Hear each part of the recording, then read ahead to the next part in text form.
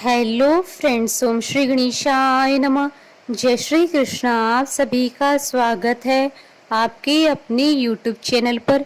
Friends, आज हम आपको इस वीडियो में बताने जा रहे हैं भाद्रपद मास की कृष्ण पक्ष की अजा एकादशी की पौराणिक व्रत कथा, पूजा विधि, शुभ मुहूर्त, महत्व और व्रत के नियम और उपायों के बारे में। फ्रेंड्स, वीडियो शुरू करने से पहले आपसे रिक्वेस्ट है, अगर आप हमारे चैनल पर नए हैं और आपने अभी तक चैनल को सब्सक्राइब नहीं किया है तो प्लीज़ सब्सक्राइब कीजिएगा चैनल को, साथ ही प्रेस कीजिएगा बेल आइकन को, जिससे नए वीडियो से रिलेटेड नोटिफिकेशन आपको तुरंत प्राप्त हो सके। और वीडियो पसंद आने पर वीडियो को लाइक और शेयर जरूर कीजिएगा ताकि सभी भक्तों को इस वीडियो का लाभ प्राप्त हो सके। और कमेंट बॉक्स में जय श्री कृष्णा जरूर लिखिएगा। भाद्रपद मास की कृष्ण पक्ष की एकादशी को अजा एकादशी के नाम से जाना जाता है। अजा एकादशी को अन्नदा एकादशी के नाम से भी जाना जाता है।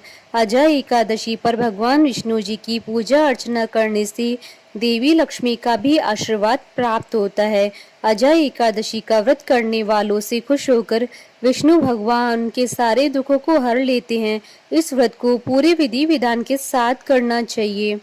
इस दिन का व्रत करने वाले व्यक्ति को अश्वमेध यज्ञ के बराबर फल प्राप्त होता है। एकादशी का व्रत भगवान विष्णु जी को प्रसन्न करने के लिए किया जाता है। मान्यता है कि भगवान विष्णु जी को एकादशी तिथि अति प्रिय है। जो भी कोई व्यक्ति इस तिथि को व्रत करता है वह भगवान विष्णु जी के प्रिय भक्तों में शामिल हो जाता है।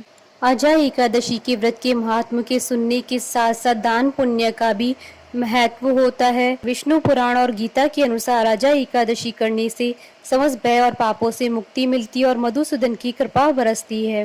फ्रेंड्स, अब आइए जानते हैं अजा एकादशी के शुभ मुहूर्त के बारे में। हिंदू पंचांग के अनुसार इस बार अजा एकादशी का व्रत 22 और 23 अगस्त 2022 को रखा जाएगा।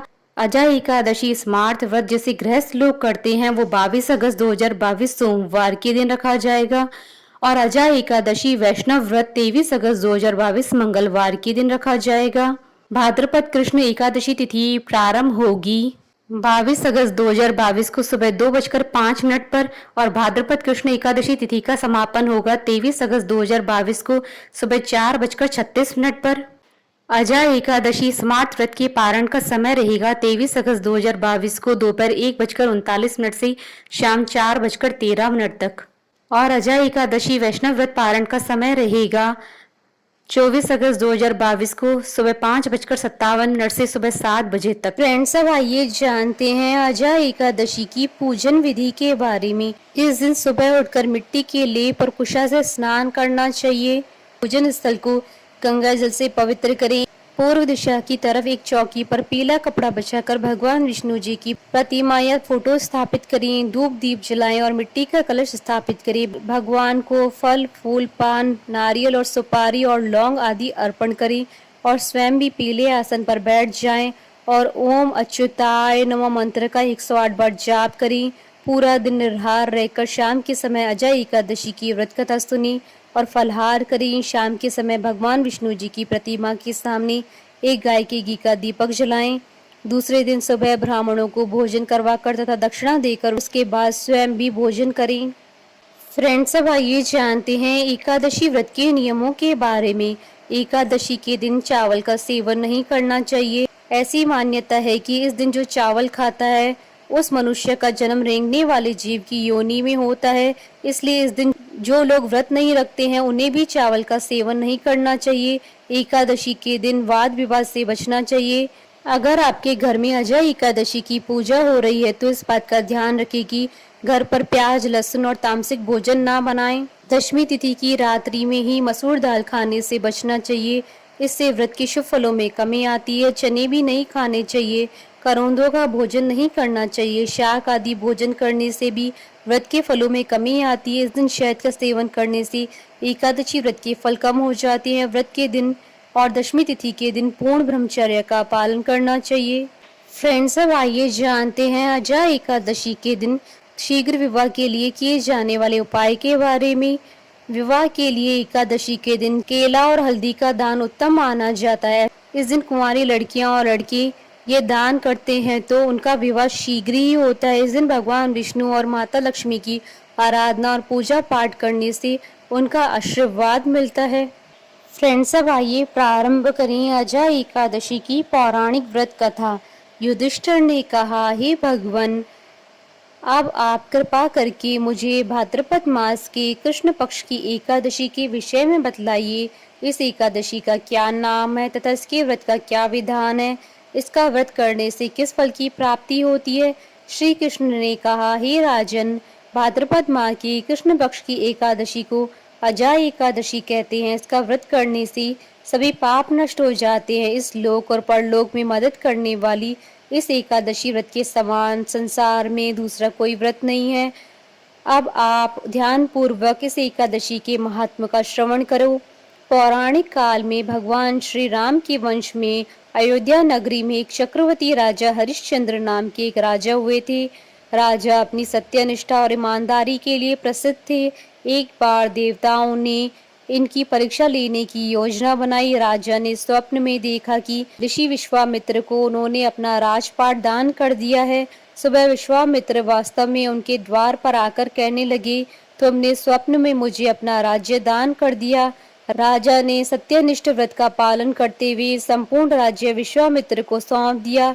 दान के लिए दक्षिणा चुकाने हेतु राजा हरिश्चंद्र को पूर्व जन्म के कर्म के फल के कारण पत्नी, बेटा और खुद को भी बेचना पड़ा। हरिश्चंद्र को एक डोम ने खरीद लिया जो शमशान भूमि में लोगों के दाह संस्कार का काम करवाता था। स्वयं वह एक चांडाल का दास बन गए। उसने उस चांडाल के यहाँ कफन लेने का काम किया, किंतु उसने इस आपत्ति के काम में भी सत्य का साथ नहीं छोड़ा।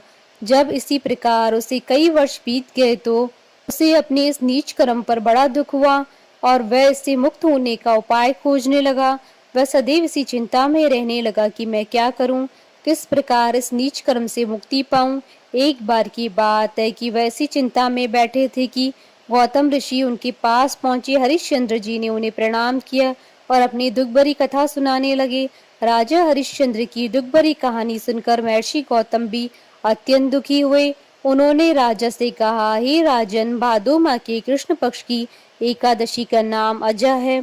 तुम उस एकादशी का विधान पूर्वक व्रत करो और रात्रि में जागरण करो, इससे तुम्हारे सभी पाप नष्ट हो जाएंगे। महर्षि गौतम इतना कहकर आलोक हो गए।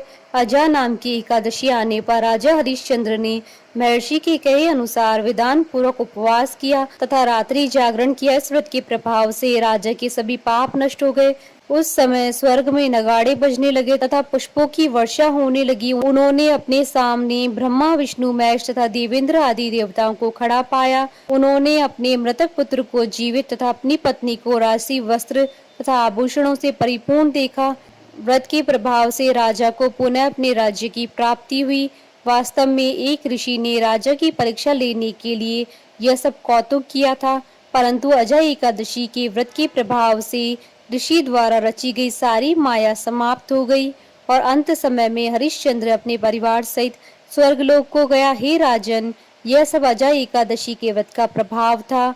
जो मनुष्य इस उपवास को विधान पूर्वक करते हैं तथा रात्रि जागरण करते हैं, उनके सभी पाप नष्ट हो जाते हैं और अंत में वे स्वर्ग को प्राप्त करते हैं। इस एकादशी व्रत की कथा के श्रवण मात्र से ही अश्वमेध यज्ञ के फल की प्राप्ति होती है। बोलिए भगवान विष्णु की जय, सनातन धर्म की जय। हमारे साथ इस वीडियो में अंत तक बने रहने के लिए आपका धन्यवाद। ओम श्री गणेशाय नमः। जय श्री कृष्ण।